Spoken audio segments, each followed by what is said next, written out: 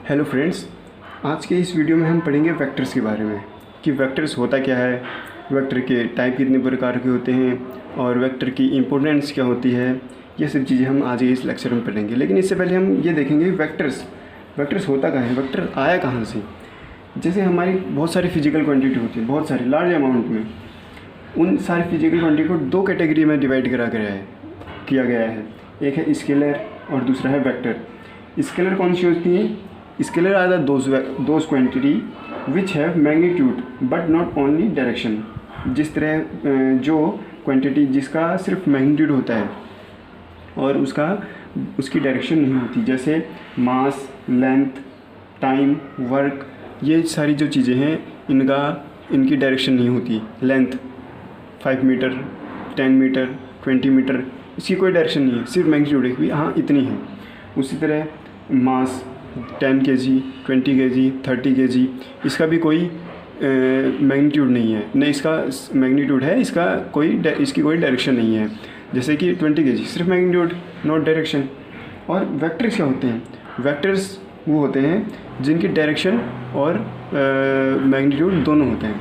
तो देखेंगे हम सबसे पहले इसका introduction. Vector are those quantity, those physical quantity which है both magnitude and direction. Vectors वो क्वांटिटी होती हैं जिसका मैग्नीट्यूड और डायरेक्शन दोनों होते हैं। और इसके एग्जांपल हैं वेलोसिटी, एक्सीलरेशन और फोर्स। वेलोसिटी क्या होती है? वेलोसिटी होती है जिस तरह कोई भी चीज़ जा रही है वो कितने प्रति की रफ्तार से चल रही है। जैसे कोई चीज़ हम खींच रहे हैं, चल रहे हैं, हम चल रहे हैं कि राम 10 किलोमीटर प्रति घंटे की रफ्तार से चल रहा है, तो वहाँ पे 10 किलोमीटर चल रहा है, ये हो गया मैग्नीट्यूड। और राम चल रहा है, ये हो गया मैग्नीट्यूड। और 10 किलोमीटर प्रति घंटे की रफ्तार से चल रहा है, ये हो गया उसकी डायरेक्शन। अब एक्सीलरेशन के लिए हम देखेंगे, जब हम कभी व्हीकल चलाते हैं तो व्हीकल में एक एक्सीलरेशन मीटर होता है, सुई होती है। तो जैसे हम रेस देते हैं तो सुई धीरे धीरे उठती है। अब कई बार हम देखते हैं जब हम रेस एक कांस्टेंट स्पीड पर रखते हैं तो सुई भी एक जगह रुक जाती है। तो वो जहाँ पे सुई रुकती है, तो हम जहाँ पे मान लो वो सुई रुकी 40 पे, तो हम क्या देखेंगे कि हमारी जो बाइक की रफ्तार है वो 40 किलोमीटर प्रति घंटे की रफ्तार से चल रही है। यानी चल रही है, मैग्नीट्यूड हो गया, 40 किलोमीटर प्रति घंटे की रफ्तार से चल रही है, वो उसकी डायरेक्शन होगी। अब फोर्स, अब किसी चीज़ में हम कोई फोर्स लगा रहे हैं, तो कितना फोर्स लगा रहे हैं, ये तो मैग्नीट्यूड हो गया। कितना फोर्स लगा रहे हैं, ये उसकी डायरेक्शन होगी। ये होते हैं वेक्टर्स। अब हम जो वेक्टर्स होते हैं उसका ग्राफिकल रिप्रेजेंटेशन कैसे करेंगे। वेक्टर्स को हम रिप्रेजेंट करते हैं सिर्फ एक लाइन से, ये लाइन और इसके ऊपर एक एरो।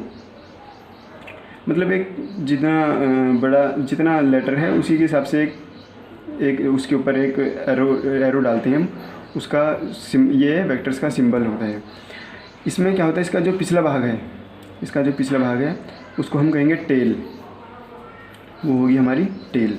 और जो इसका अगला भाग है जिस पे एरो का निशान लगा हुआ है वो होगा हमारा हेड। ये जो टेल है ये ओरिजिन है, और जो हेड है ये दिखा रहा है कि किस तरफ जा रहा है। जैसे हमने ये लिखा ए और इसके ऊपर ये लगा दिया, वेक्टर लगा दिया, यानी इसका मतलब ये बता रहा है कि जो ए है वो इस तरफ जा रहा है और ये इस साइड से आ रहा है और इसका मतलब है इस तरफ जा रहा है। तो ये हो जाएगा उसका ग्राफिकल रिप्रेजेंटेशन। अब हम देखेंगे कि वेक्टर्स की टाइप कितनी होती हैं। वेक्टर्स की 2 टाइप होती हैं, पोलर वेक्टर और एक्सियल वेक्टर। पोलर वेक्टर क्या होते हैं? These are those vector which have a straight point और अ पॉइंट ऑफ एप्लीकेशन। मतलब कहने का मतलब है कि पोलर वेक्टर वो होते हैं जो स्ट्रेट पॉइंट, ये कि point, this is the polar vector. इसकी जो कोई भी एप्लीकेशन हो इसकी, वो पोलर वेक्टर में आ जाती है। जैसे डिस्प्लेसमेंट फोर्स पोलर वेक्टर के एग्जांपल। अब हम देखेंगे एक्सियल वेक्टर क्या होते हैं। These are those vector which represent rotation effect act along the axis of rotation in accordance with the right hand screw rule। Axial vector को हम किस तरह रिप्रेजेंट करते हैं, रोटेशन इफेक्ट, कि गोल गोल रोटेशन इफेक्ट में, इस तरह गोल गोल रोटेशन इफेक्ट में। अब इसके लिए अकॉर्डिंग किसके हिसाब से, जैसे स्क्रू रूल होता है ना, स्क्रू टाइट करने के लिए हम उसको घुमाते हैं ऐसे, तो वहाँ जो वेक्टर लगता है वो एक्सियल वेक्टर लगता है।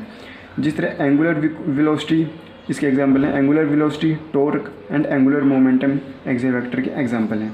अब देखिए जिस तरह यही है, ये देख रहे हैं आप, ये एक प्लेट है, प्लेट के ऊपर एक हमने ये मान लो कि एक स्क्रू डाल रखा है और उसको हम टाइट कर रहे हैं, तो ये एंटी क्लॉक वाइज डायरेक्शन में घूम रहा है, screw anti clock wise direction में घूम रहा है, तो ये जो हो जाएगा इसका एक्सिस ऑफ रोटेशन, मतलब यहाँ से घूम रहा है, ये हो जाएगा एक्सियल वेक्टर और इसकी डायरेक्शन है एंटी क्लॉकवाइज। इसी तरह इसका अपोजिट कि ये प्लेट है और ये एक प्लेट है, यहाँ पे स्क्रू डाल रखा है और स्क्रू हम ये घुमा रहे हैं, तो ये हो जाएगा इसका एक्सियल वेक्टर, मतलब जिस तरफ एरो है वो वेक्टर होगा, और ये जो पीछे वाला हिस्सा है ये एक्सिस ऑफ रोटेशन, क्या हो जाएगा, एक्सिस ऑफ रोटेशन। इसको कौन सी डायरेक्शन कहेंगे हम, क्लॉकवाइज डायरेक्शन। अब हमने इंट्रो पढ़ लिया, टाइप पढ़ ली, अब हम पढ़ेंगे कि वेक्टर की इम्पोर्टेंस क्या होती है, मतलब कहाँ यूज़ कहाँ होता है वेक्टर का। उसके लिए हम देखेंगे कि वेक्टर की इम्पोर्टेंस, मतलब वेक्टर का यूज़ कहाँ होता है। तो अब हम देखेंगे इम्पोर्टेंस ऑफ वेक्टर। इसके लिए whenever possible we express the law of physics in vector form due to some following reason, मतलब जब हम कभी फिजिक्स में कुछ एक्सप्रेशन सॉल्व करते हैं, उस एक्सप्रेशन को इजी करने के लिए जब हम कई जगह हम वेक्टर लगा देते हैं, तो हम ये देखेंगे कि वेक्टर कहाँ कहाँ लगता है और कैसे लगता है। Many law of physics can express in compact form by the use of vector. ये कह रहा है कि फिजिक्स में कई सारे एक्सप्रेशन आते हैं जहाँ हम वेक्टर का यूज़ करते हैं, जिससे वो जो एक्सप्रेशन है वो ईजीली सॉल्व हो जाता है। अब second point, the derivation involve many law in physics can be greatly simplify by the vectors. जब कभी अब डेरिवेशन कोई सॉल्व नहीं होता या कोई मतलब ज़्यादा दिक्कत हो जाती है, तो कई बार उसमें हम क्या करते हैं, वेक्टर लगा के उसको सिंप्लीफाई कर लेते हैं। यहाँ भी वेक्टर का यूज़ होता है। तीसरा, the law of physics when express in vector form remain invariant in the translation and rotation of the coordinate system।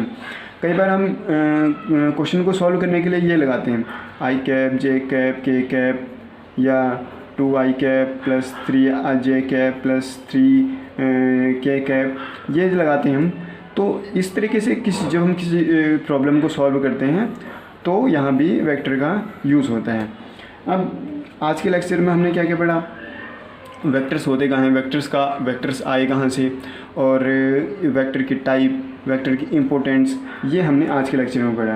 अब इस जो आगे का पार्ट है वो हम नेक्स्ट लेक्चर में करेंगे। Thank you friends.